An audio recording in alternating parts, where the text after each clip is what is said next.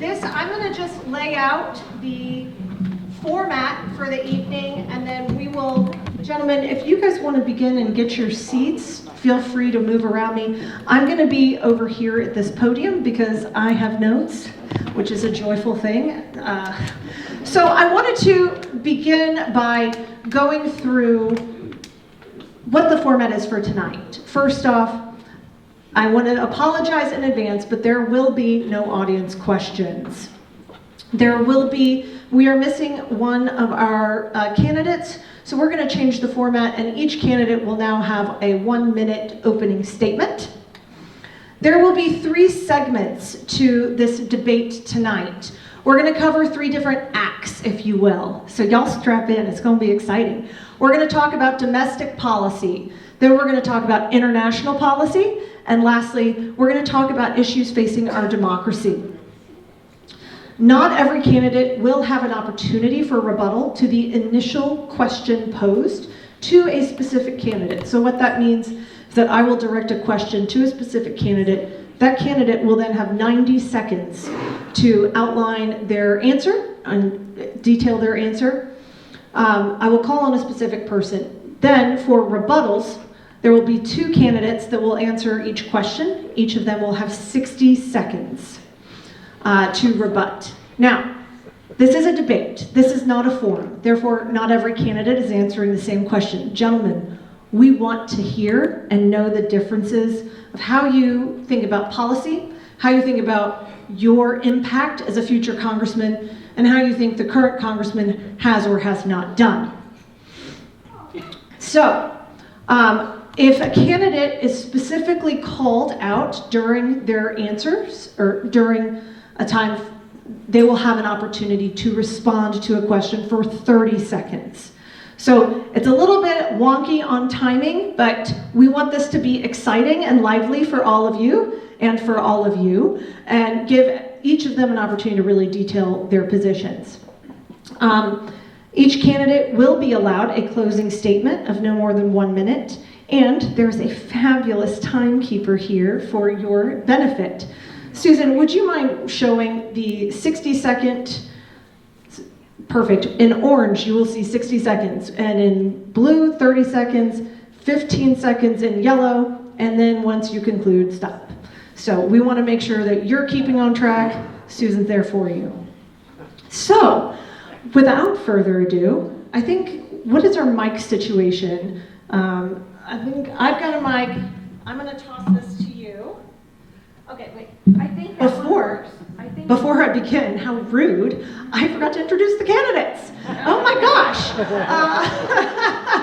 So let's begin here with Edward Okpa, and then Brad Namdar, Justin Webb, Darrell Day, and Nathan Davis. We are so grateful.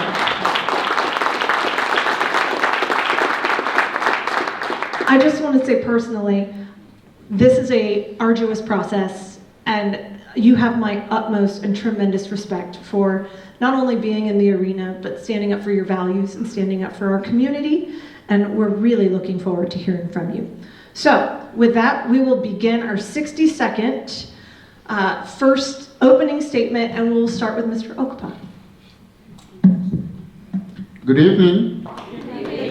Thank you for coming out and to hear us talk about what makes us different from each other, and at the same time to have the goal to make calling all red see all red in November.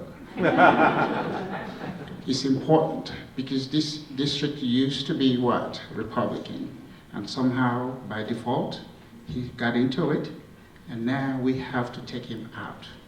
I'm Edward Okpa. I wasn't born in Texas, but I love Texas. You can see my socks? It's all about Texas. You see my hand? It's all about the elephant. So let's go get ready for the debate. Thank you.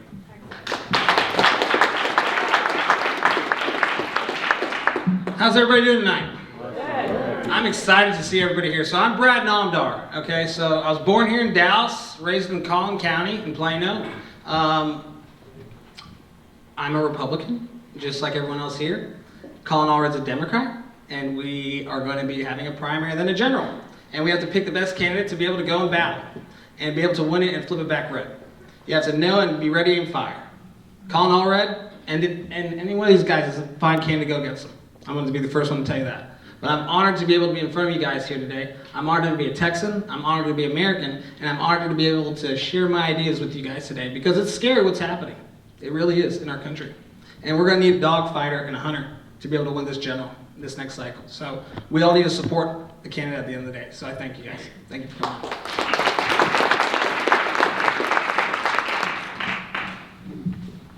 Good evening, everyone. Thank you for coming.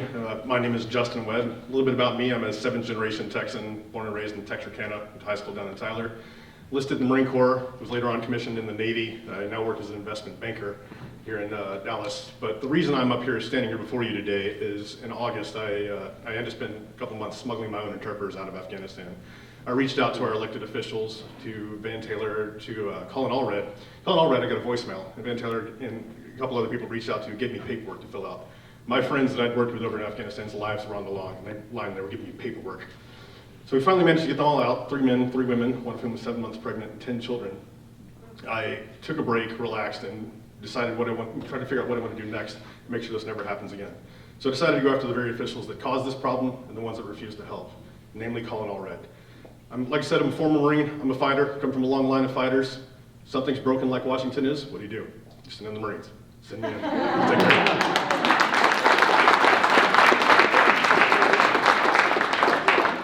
Genevieve, wasn't it more fun being up here? Wasn't it? Knowing what I know now?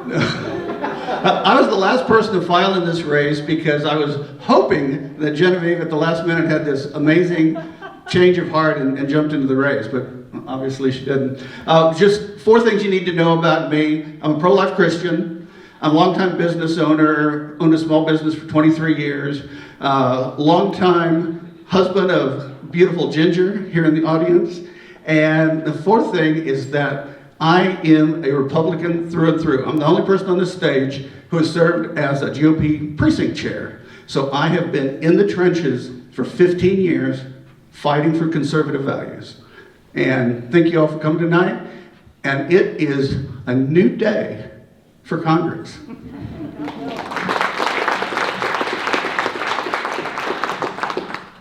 How's everyone doing tonight? First, I want to thank Genevieve for moderating. I know it's not the easiest thing to do, and for Jennifer also for putting it on. So I'm Nathan Davis. I'm the America First conservative fighter in this race. I am running because in 2020, essentially as the country was being burned to the ground, Republicans at the national level were essentially nowhere to be found. Like these guys up here, I was not, unlike them, I was not born in Texas. I was born and raised in the Bronx. I know I don't necessarily look that way, right? But the woke communists who destroyed where I grew up, they're deploying that same strategy across the country. And I was not going to sit down and allow that to happen to my country. So I filed and I'm running. If you want a conservative fighter in Washington, D.C. with spine, and you know that what I'm telling you here is what I will do in Washington, D.C., send me to Washington, D.C. Thank you. Okay. Thank you, gentlemen. I also want to just say there is another candidate, Antonio Swad. He is not here. We are going to only ask questions of the candidates that are here. Gentlemen, thank you for taking the time and coming prepared.